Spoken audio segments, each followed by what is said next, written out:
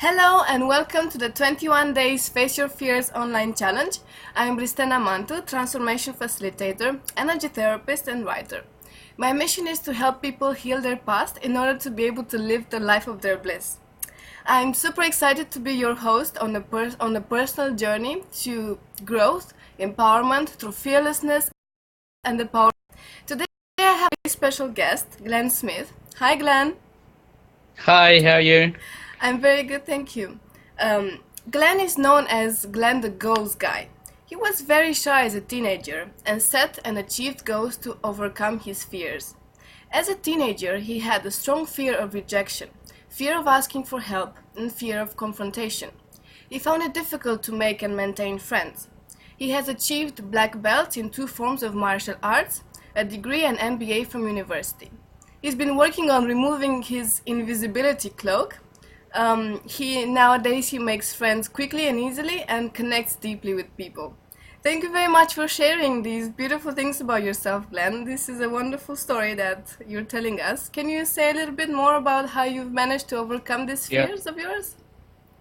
you can imagine, like it wasn't that long ago that even like making a Skype call, like to a coach, I'd be quite scared to actually make the call. What am I say? What is it that I'm going to say? And trying to figure out the right thing is. But what I've learned is that the more that you just go with what you're feeling, what's coming from your heart, that it just will flow, and actually to not care too much about what other people think, just to bring out exactly what it is that's on your mind. Um, the scary thing, like the fear of asking for help, for example. Once I was run over by a car, and I was too scared to go and tell the police, like to tell them what had happened, that this thing had happened. Like, wasn't hurt badly, but just the fear of confrontation. So what will I have to say? What will I have to do? And to be free now, where I can meet people for the first time, give them a hug, make them feel welcome.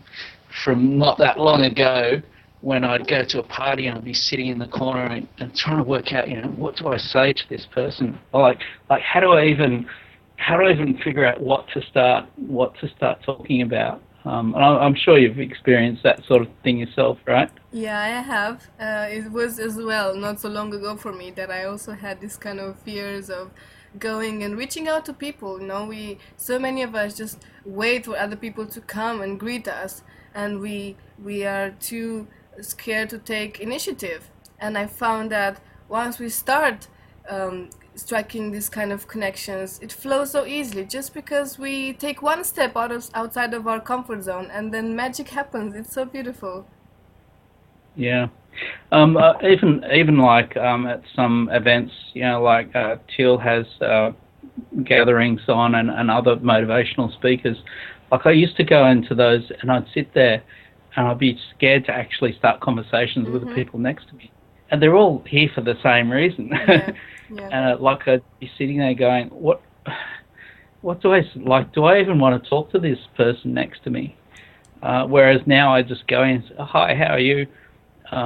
What do you think of the speaker? And I usually try and start by would you like a hug? But and what I find is that people have like a deck of, it's like playing a card game. Mm. It's like, I've got these cards here, and I don't want to be rejected by you. So if you look like you're unfriendly to me, I'll play my card, which is I'm not seeing you. Or, I'm not going to let you, you know, ignore me first. But when people realise that you are actually friendly by the card you play, they then go, "Oh, Mm-hmm. how are you?" Yeah, and open up very quickly. yeah, that's a Um, great point. Yeah. so I suppose there's some techniques that I learned along the way. One of the things that I was so scared to even start to talking to a person. So on the other hand, my wife was really great at talking to people. And so what we did was we walk around the suburb, and she'd be saying, "Hi, how are you? Hi, how are you?" And I'm standing there going, "How can she do that? Like, how can she speak to every single person and say hi?" And she said, "Okay, I have resistance, or I did have resistance to doing that. So I recommend anyone who's watching this, if you have trouble talking to people, grab a friend, walk around your local suburb, say hello to every single person, smile, say hello to every single person. I would have thought a lot like when I do it alone by myself. When I started, it was about 75% of the people would be nice. There was Mm-hmm. about 25 wouldn't, who just would think I was an alien. But it's better. It's better now. It's a bit of practice. But even if it was like 90% people rejected me, I'd say still do it. Take a friend, walk around your local suburb, just enjoy the interaction of saying hello and not having to say anything else past Mm-hmm. that. Yeah. That's it. Yeah. We've done the same. Like I was over in the United States recently, and we're just walking around some suburbs in the in the United States, and we're doing the same thing, saying hello to everyone. And guess what? We got the same result. So it's not, you can't say, oh yeah, that's okay for you over in Australia. That's different. That doesn't work over here. People aren't like that here. My experience is that you can do that anywhere. Yeah. So that's a good way to practice. Just just that first step, the first part of the approach. And then what happens? Well, well, once you build your intuition, then what I'd do is like I'd walk down the beach, and so I'd think I had a question that I wanted the answer to, and I'd just pick somebody out of the crowd. Wouldn't matter. I'd just pick somebody and say, I want to know about this lump on my hand. So I walked up to this person. I said, look, I've got this lump on my hand. Do you know what the energetic reason is for having that? And they say, yeah, I do actually. So the more you start trusting your intuition, you might not get it right all the time. But if I wanted to start a conversation and I was thinking, gee, I wonder if birds can fly upside down or not, I'd just ask it. And you might think, that's crazy. But if they relate to it, then they'll just go, oh yeah, actually, this is what happens. So whatever it is on your mind, typically, if you trust your intuition, you'll manifest the people out of the crowd who can answer that question, that thing for you at that moment, anywhere, Yeah, I anytime. absolutely agree with that. Yeah. Yeah. Well, it's very Um, interesting related to that. What happened to me today, actually, when I came back home. I was on the tube, and just a stranger approached me and said hi. And at the beginning, I didn't know how to react, and I just continued doing my thing on my phone.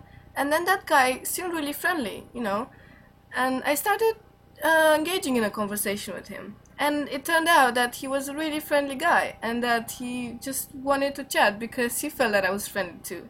So even though at the beginning I was quite reticent and had my reservations, but once you open up and just relate to that person on that friendliness, vibration, then beautiful things start happening. And I'm glad you're sharing this. And I think many of us go through this fear of strangers or fear of connection with people because yeah. we're afraid of this intimacy or feeling exposed or feeling that they see us if we expose who we really are. And for some people, this is frightening, because there's so much shame attached or so much lack of self-worth or lack of self-love.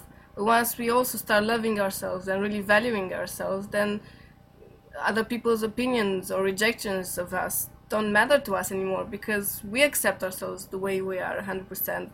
And external judgment or lack of confirmation doesn't affect us anymore as much.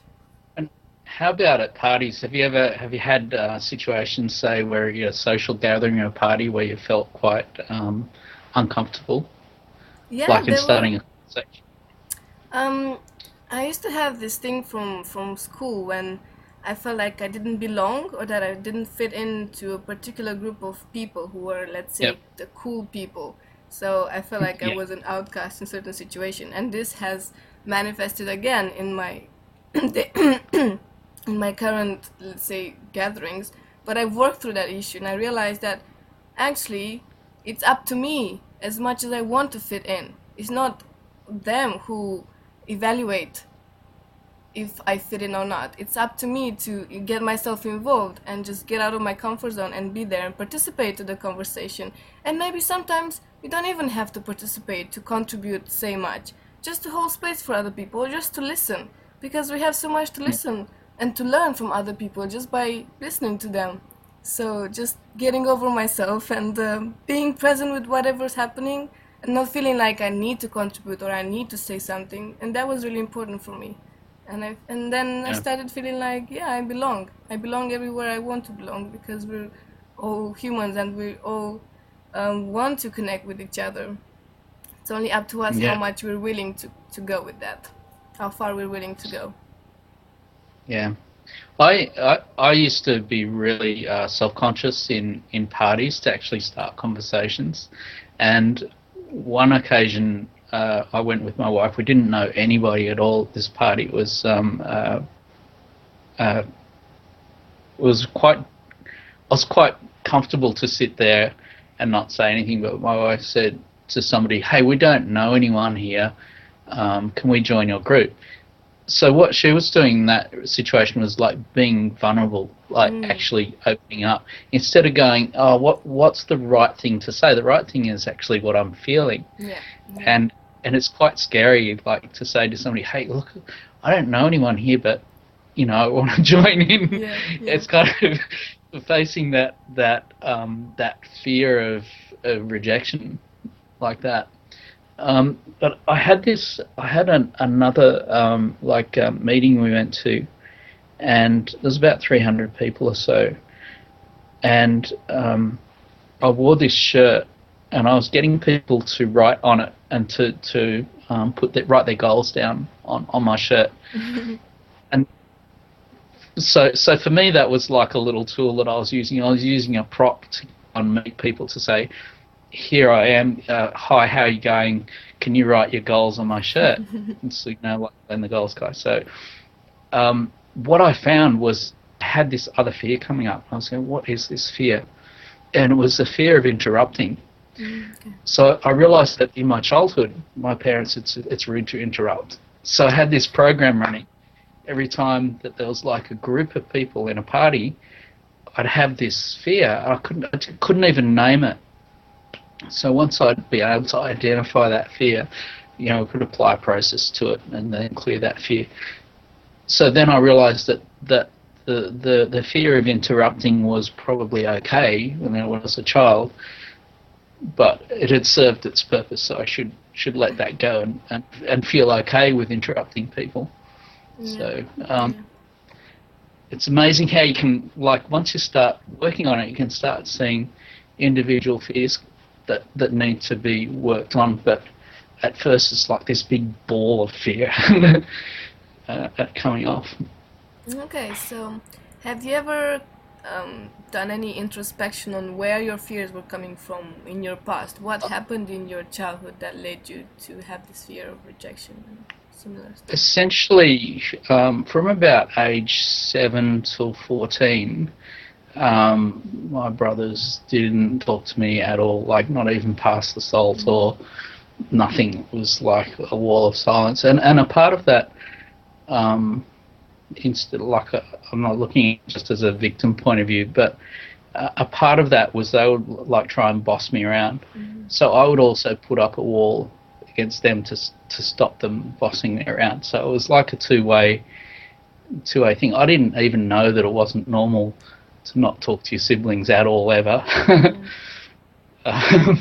For my parents, I was just quiet, alone, and my brothers were fighting with each other all the time, so they didn't really see that as an issue. But it was pretty well like being in solitary confinement for 7 years, if you know. So it was kind of very isolating.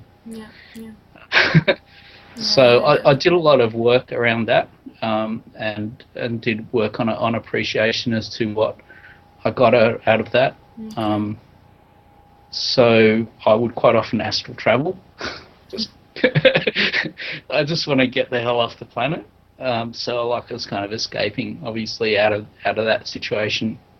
What I found though, that going to high school, that it was really difficult to make friends, and even when I went to university, I realised that I wasn't making friends. I could identify this huge fear, and I didn't really know how to address it. I had a fear of asking for help. So the last thing I would do is call up a counsellor and ask for help, because I was too scared to call up a counsellor and ask for help. And why do you think that was the case? Why was asking for help so destabilizing for you? I'm not sure. I'm not sure. It was a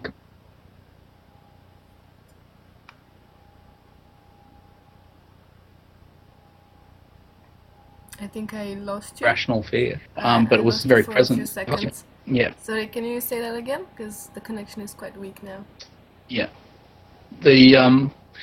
The fear was quite irrational, but it was very real. Um, and I suppose there's also like a fear of confrontation.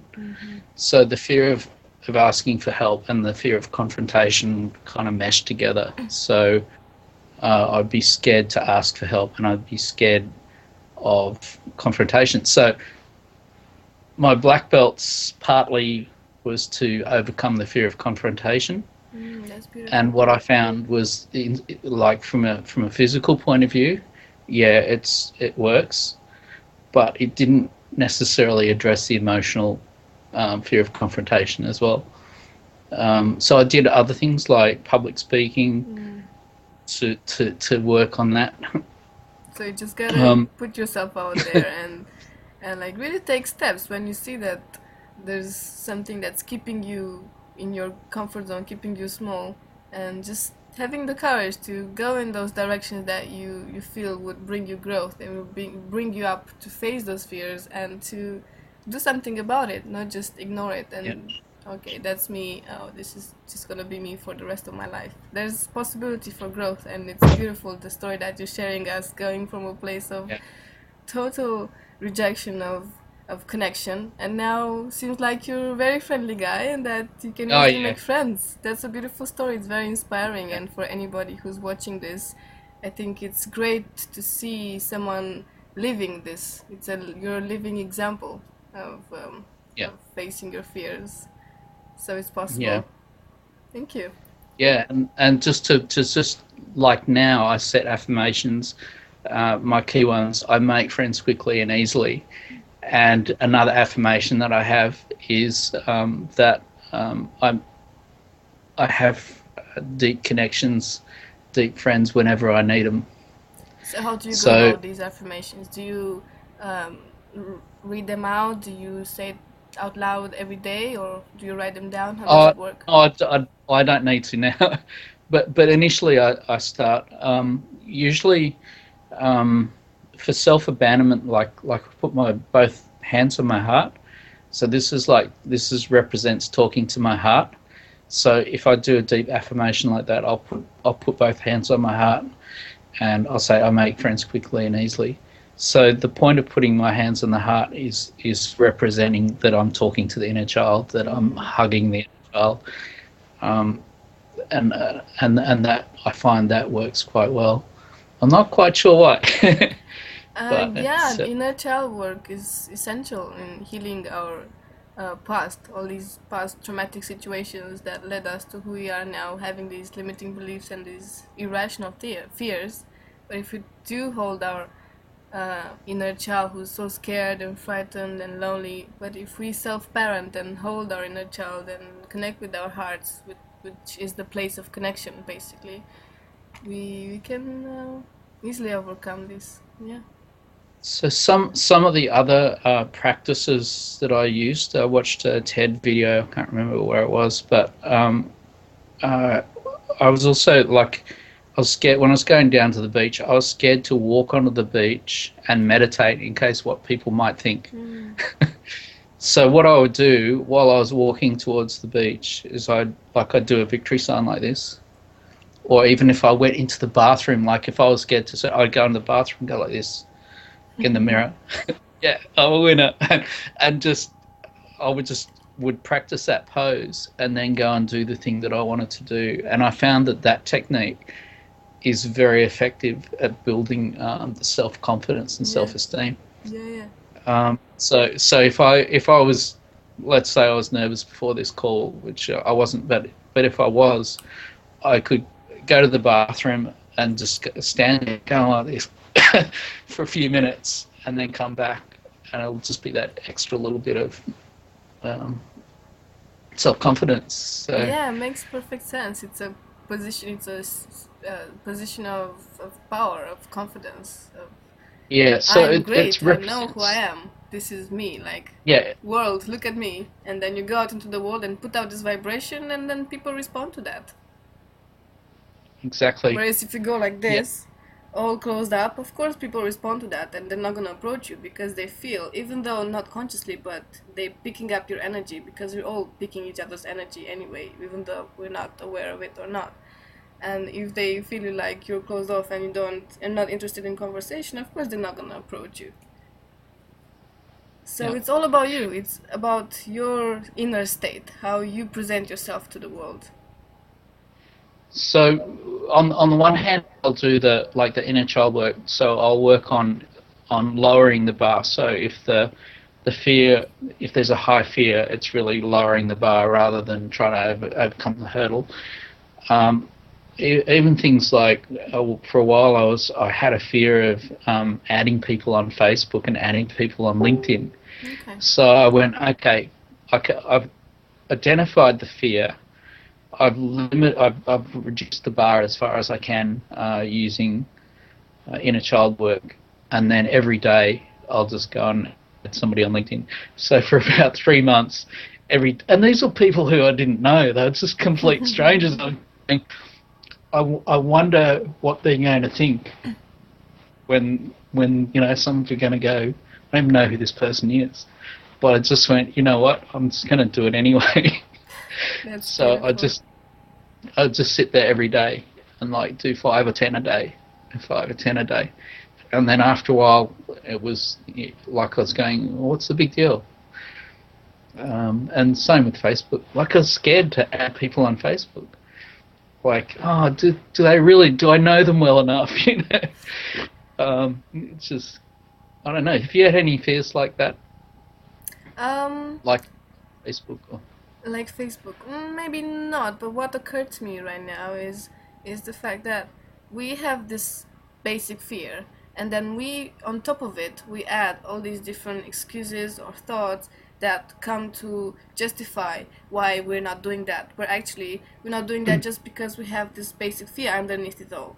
Like as you were saying, oh, do they know me really well, or all these questions that are simply there to mask the reality underneath, that's just a fear of being seen or fear of rejection. yeah, So if you are honest enough with yourself to admit that why you're not doing certain things is just because of the fears and not because of other stories that you tell yourself, that's an incredible amount of self-honesty and also self-love. Self-love for me means being mm, honest with yourself and being true to yourself and admitting to yourself even the things that you're scared to admit, and to hold that space yep. unconditionally and in compassion for yourself. And that's when you can also start doing that for others. Mm. And certainly that um, desire to be seen. So if I have a need to be seen and it's in my shadow, so let's say my parents have said it's wrong to stand out, you shouldn't stand out of the crowd, you should be seen and not heard, then I might not even recognize that that's a need that I want. I might go, no, no, no, of course I don't want that. But actually, underlying, that's where you have to be really truthful and say, actually, underlying, I want to be seen. I Yeah. want to be in. I want to be seen by a lot of people, or even I just want to be seen by a few people. Doesn't really matter. And then once you recognise that in your shadow, then you can say, okay, it's okay to feel that feeling. It's okay for that desire. Yeah. it's not necessarily something that I can fulfill myself. And then I'll say, in how many ways can I fulfill that? So I won't say something like, what is our way, or what do I need to do to fulfill that desire? I say, in how many ways? Because when I manifest, I don't want a solution. I want lots of solutions. So I want to come up with, well, you could post on Facebook, you could stand in front of, sing in front of a crowd. You could, I want lots of ideas, not just one idea. So always when you're manifesting, just have an open approach. So how many ways can I have?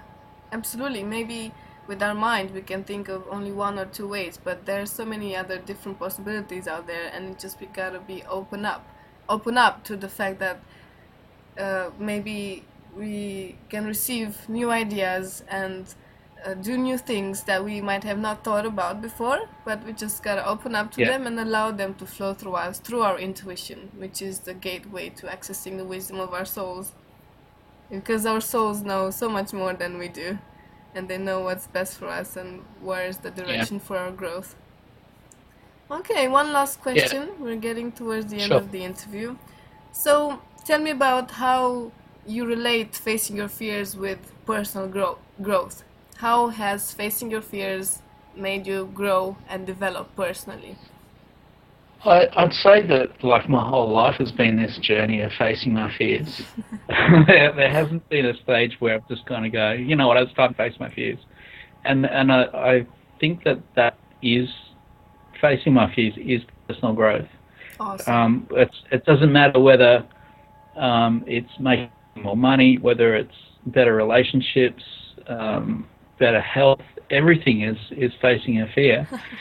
I love that. Thank you so much. You nailed it. This is what this challenge is all about. It's basically called like fearlessness as a pathway to growth and empowerment. So thank you very much for making that point. And you're a living example of this. And whoever is watching, I hope they're inspired and that they can see it's possible to transition from this place of fearlessness, fearful smallness into fearless greatness. So thank you for sharing that, your story with us. And I'd like to ask you, how can people reach you? I have a website at vidica.com, and I also you can connect with me on Facebook with Glen the Goals Guy. So they're probably the best two methods at this point. Awesome. Thank you very much for sharing your story and your beautiful advice. And everybody, thank you for watching today's interview. I hope you got inspired by this wonderful guy and his story, and that you start implementing or adopting some of the ideas and suggestions that we talked about in this video. If you found this interview useful, please share it on your social media and let your friends know that you're participating in this amazing online challenge for fearless warriors. Also subscribe to my YouTube channel, Journey to Bliss, and sign up to my newsletter on the link below to get your free Bliss Blueprint, the 3 stages of radical transformation from within. Have a wonderful day and see you next time. Bye-bye. Bye.